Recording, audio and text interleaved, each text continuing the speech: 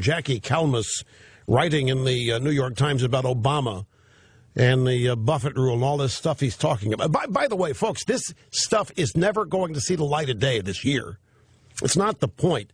There won't be a Buffett rule tax passed. None of this stuff is going to happen this year. This is pure campaign leverage, structure, positioning, what have you. Don't. It's fine to get mad about it. I can't blame you. Don't get depressed about this stuff, though. I'll tell you when it's time to get depressed. Yeah, I'll tell you when it's time to move to New Zealand. We're not there yet. But Jackie Kalmus here really puts this in perspective the way she writes about it. All but certain now that his Republican opponent will be Mitt Romney. President Obama has made his proposed Buffett rule, minimum tax for the wealthiest Americans, like Romney, a centerpiece of his reelection campaign, defying the political risk of being seen as a tax and spender by wary voters.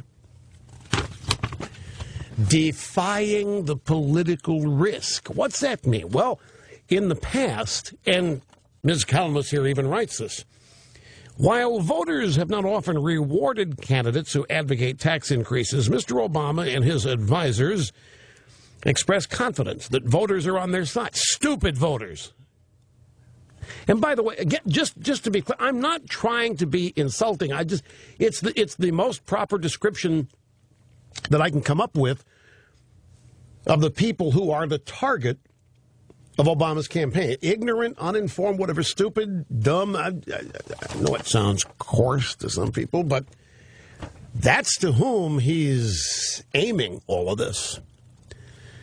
And the New York Times a little bit worried here, defying the risk of being seen as a tax and spend liberal. And they remember how that worked out for Walter F. Mondale back in 1984. At the Democrat convention in San Francisco, Mondale promised to raise taxes. He said Reagan's going to, too, but he won't tell you. I just did. And it was bye-bye Mondale in a 49-state landslide. And the Democrats remember that. David, Endicott, New York, thank you for waiting. You're next on the EIB Network. Hi. Good afternoon, Rush. I have a question about the Buffett rule. It's my understanding that Warren Buffett paid a lower income tax rate because the vast majority of his income was derived from dividend income. Yeah, capital gain at 15%. Yeah, and long-term capital gains. Right.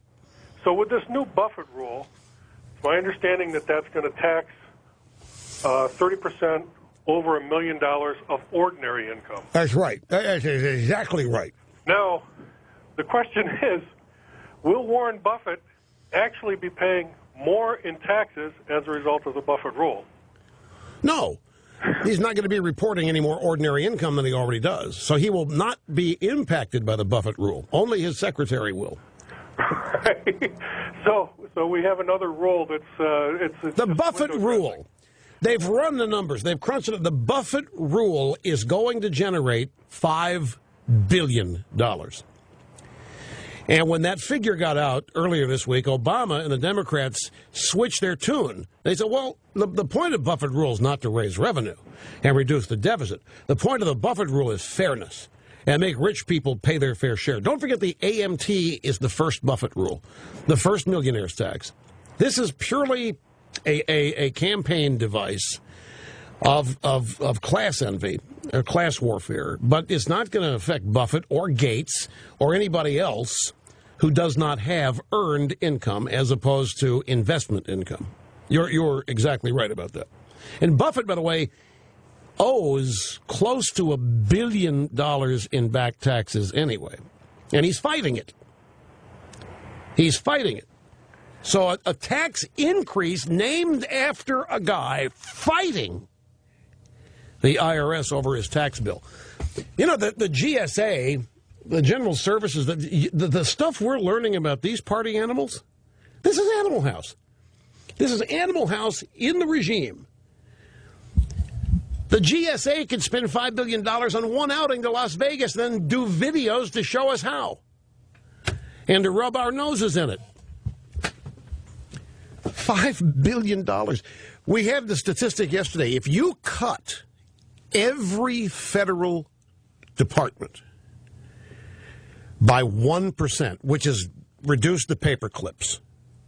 At the size of this budget, a 1% cut would generate $33 or $36 billion. A 1% cut across the board, every government agency. The Buffett rule, $5.1 billion.